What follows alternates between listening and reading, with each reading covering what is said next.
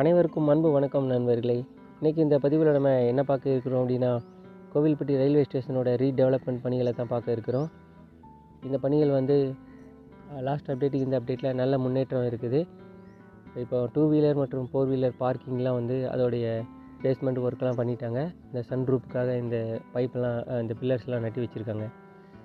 அதோடு பார்த்திங்க அப்படின்னா, இப்போ இருக்கிற நுழைவாயில் என்ட்ரன்ஸ் வந்து பார்த்திங்க அப்படின்னா முன்னாடி பெருசாக டெவலப் பண்ணுறதுக்காக அந்த பில்லர் ஃபுல்லாகவே நிறுத்திட்டாங்க. இனி இதில் ரூப்பு தான் அடைக்கணும். தற்காலிகமாக ஒரு சின்ன பாதை வந்து கொடுத்துருக்குறாங்க.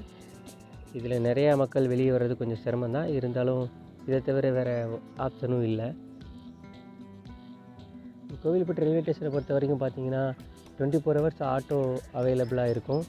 அதுக்கப்புறம் பார்த்திங்கன்னா டே டைமில் மினி பஸ் அப்புறம் டவுன் பஸ் எல்லாமே கூட ரயில்வே ஸ்டேஷனுக்கு உள்ளேயே வந்து பயணிகளை ஏற்றி செல்லும். அது இல்லாமல் 24x7 கார் பார்க்கிங், 2 வீலர் பார்க்கிங்கும் இங்கே இருக்குது. அதனால் பார்க்கிங்க்கு நல்லா முக்கியத்துவம் கொடுத்துருக்குறாங்க. இதுதான் நியூ டைம் டேபிள். நம்மளுடைய டபுள் செக்ஷன் வந்து 3 வருஷத்துக்கு முன்னாடி இங்கே ஆன் பண்ணாங்க. அன்னையிலேருந்து பார்த்திங்க அப்படின்னா ரெண்டாவது பிளாட்பாரத்தில் தான் மதுரை, விருதுநகர் மற்றும் மதுரை மார்க்கமாக போகிற வண்டிகள் போகும்.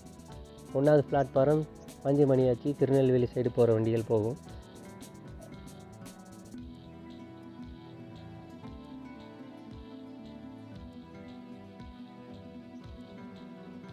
இந்த பணிகள் எப்படியும் இன்னும் ஒரு 5-6 மாதங்களுக்கு மேலே ஆகலாம் இது முழுமையாக முடிவு பெற.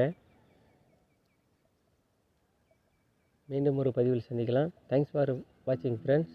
இந்த வீடியோ உங்களுக்கு பயனுள்ளதாக இருக்கும்னு நினைக்கிறேன். மேலும் ஏதாவது தகவல் வேணுன்னா கமெண்ட் செக்ஷனில் சொல்லுங்கள். நன்றி, வணக்கம்.